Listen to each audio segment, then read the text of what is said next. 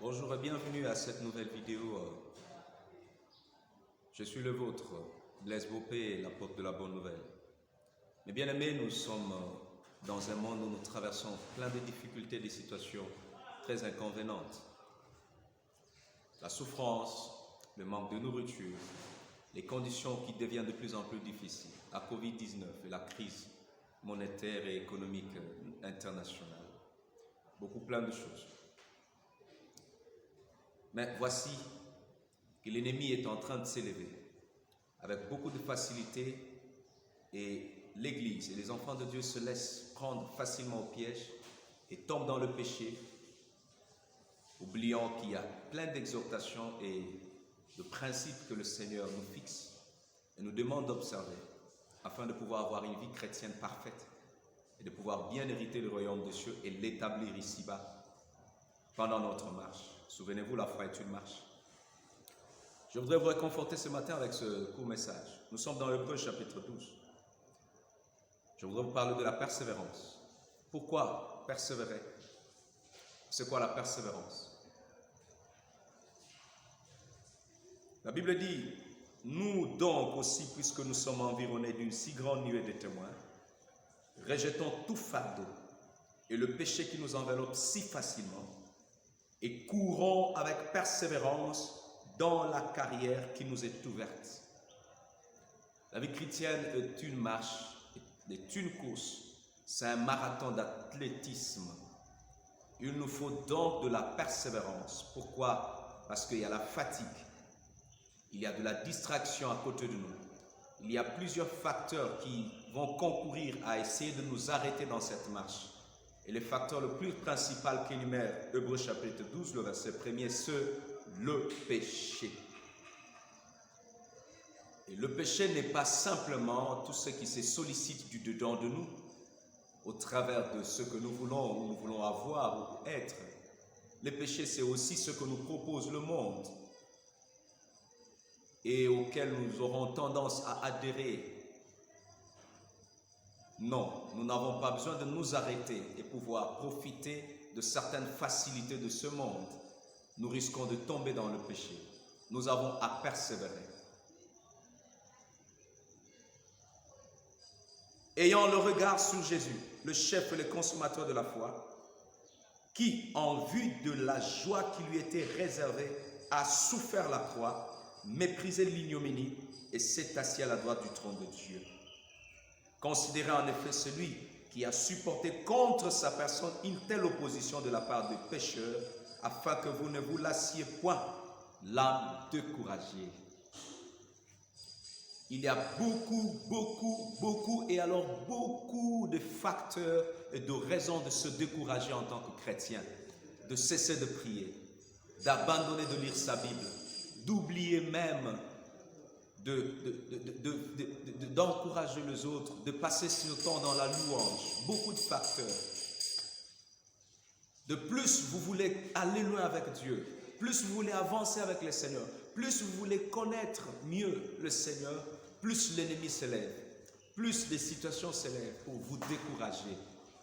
Apprenez à vous encourager dans votre âme, apprenez à prendre courage, apprenez à vous lever. Que le péché ne règne pas dans vos membres. Apprenez à le laguer chaque matin. Réfléchissez, pensez à comment l'éviter. Et la Bible nous donne ce secret, dit, pour pouvoir y arriver, ayez le regard fixé sur Jésus. Une fois que vous avez le regard à côté, à gauche ou à droite, une fois que vous avez le regard en arrière, vous ne serez pas digne. Souvenez-vous, quand ces personnes se sont présentées devant Christ dans Luc, ils ont demandé à Christ de le suivre et Christ leur a dit, parce qu'ils avaient posé une condition, il dit, permets-moi d'abord d'aller enterrer mon père, il leur a dit, laissez les morts enterrer leurs morts.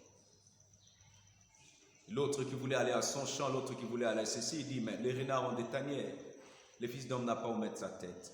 Vous avez choisi Jésus, vous voulez le suivre, soyez persévérants, soyez prêts à affronter des défis, soyez prêts à vous dominer, à vous dépasser, à vous dépenser, et soyez prêts à dépenser de l'énergie.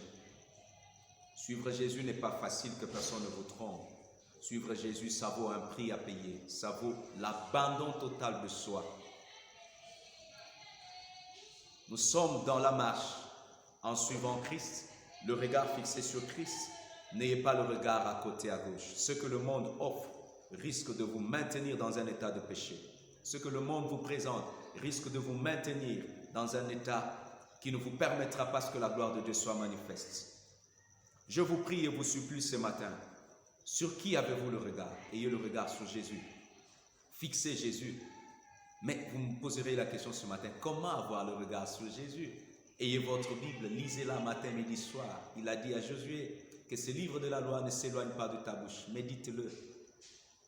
En méditant la parole de Dieu, vous lisez Jésus. En ouvrant votre Bible, vous ouvrez le cœur de Jésus. Et en lisant, vous lisez Jésus. En pratiquant, vous pratiquez Jésus.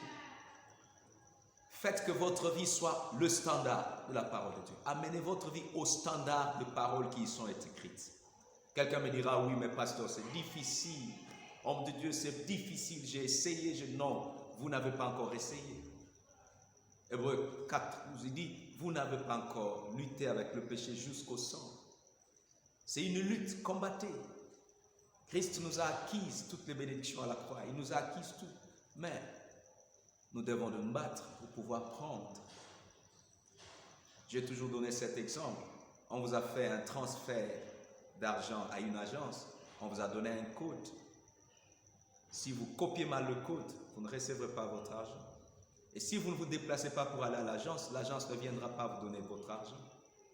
C'est la même chose avec Christ. Vous l'avez reçu comme Seigneur et Sauveur. Vous devez de le connaître. Et le code, il est là. Trouvez votre code ici.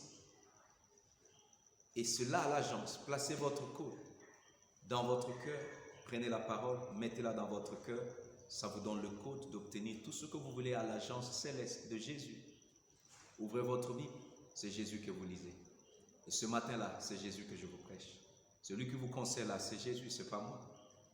Si ça dépendait de moi, je serais allé faire autre chose. Mais si je suis tenu là, prisonnier pour vous raconter ces choses, c'est parce que Jésus m'a rendu capable de le faire et m'a mandaté de le faire.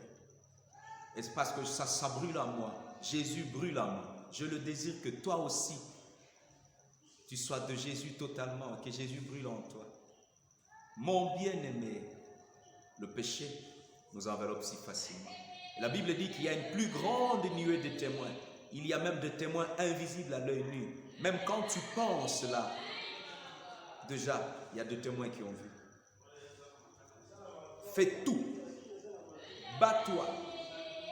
Sacrifie-toi pour ne plus tomber dans ce péché qui te lie. Tu seras meilleur et tu verras que le bonheur va jaillir de partout. De partout. Et de partout. Soyez persévérants. Quittez la paresse. Apprenez à vous lever tôt le matin. Lisez votre Bible. Priez. Persévérez dans une habitude. Faites de votre vie de bonnes habitudes. Faites-vous de bonnes habitudes. Prenez de versets bibliques, faites-en des habitudes et habituez-vous à ça et vous verrez que le reste sera comme un parterre de roses. Jésus vous aime. N'oubliez pas que quand vous ouvrez votre Bible, vous ouvrez Jésus. Quand vous la lisez, vous lisez Jésus. Quand vous la pratiquez, vous pratiquez Jésus. C'est simple. Voilà ce que veut dire avoir le regard fixé sur Jésus. Quand vous avez le regard fixé sur Jésus, vous ne tomberez pas dans le péché facilement. Et quand vous ne tombez pas dans le péché facilement, vous êtes en train d'affermir le trône de votre majestueuse bonheur en Jésus-Christ. Puisse le Seigneur bénir quelqu'un ce matin et vous rendre heureux d'avoir suivi ce message. Surtout, pratiquez-le. Je vous laisse dans la paix et dans la foi. Et j'espère vous retrouver dans la paix et la foi. Soyez bénis.